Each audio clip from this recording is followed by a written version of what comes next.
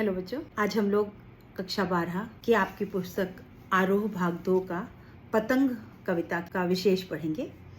पतंग कविता आलोक धनवा द्वारा लिखी गई है। इस कविता में पतंग के बहाने जो बाल सुलभ शैतानियाँ हैं, जो उत्सुकता है, जिज्ञासा है और उमंगे हैं, उनका बहुत सुंदर चित्रण किया गया है। इस कविता में बाल क्रियाकलापों और प्रकृति में आए परिवर्तनों का बिंबों के माध्यम से बहुत सुंदर तरीके से यहाँ पर प्रकट किया गया है। पतंगे जो है वो बच्चों का रंग बिरंगा सपना है।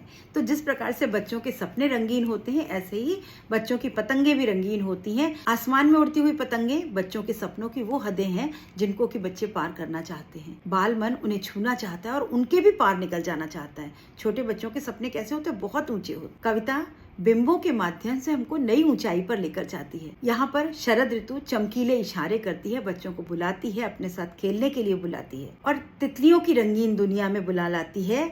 दिशाओं में इस समय क्या है? मृदंग बज रहे हैं। दिशाएं भी इस समय मृदंग बजा रही हैं। छतों पे जब बच्चे पतंग उड़ाते हैं तो उनके खतरनाक किनारे जो है वो बच्चों को गिरने से बचा लेते हैं।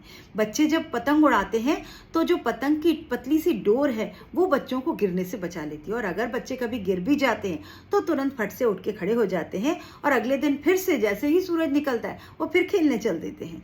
तो जिस प्रकार से एक बाल मन अपनी आई हुई परेशानियों से कभी हार नहीं मानता, फिर उठ के खड़ा हो जाता है, यही इस कविता का संदेश है। पृथ्वी का हर कोना बच्चों के पैरों के नीचे जाता है अपने आप को मुलायम बनाने और बच्चों को संभालने के लिए। तो यहाँ कवि जो है बच्चों के माध्यम से हम सबको ये संदेश दे रहा है कि हमें भी बच्चों की तरह अपनी उत्साह, अपनी उमंगें ऊंची रखनी चाहिए, अपनी ऊंचाइयों को छूने के लिए सभी परेशानियों का सामना करना है। और अगर कोई परेशानी से हम कभी हार भी जाते हैं तो हार मानकर हमें बैठ नहीं जाना, हमें फिर से खड़े हो जाना है।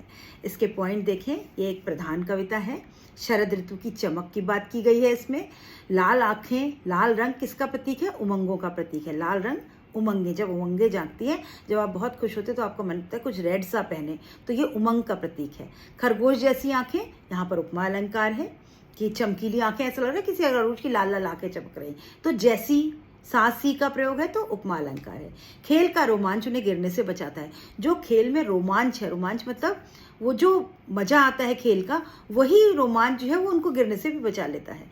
संदेश क्या है? बच्चों को गिरना, संभलना, फिर खड़े हो जाना बहुत आसान है। और हाँ, सभी बड़ों को यही संदेश ये कविता दे रही है। उत्साह ही कविता का उद्देश्य है। यहाँ पर जीवन में उत्साह होना ही जीवन कविता का उद्देश्य है।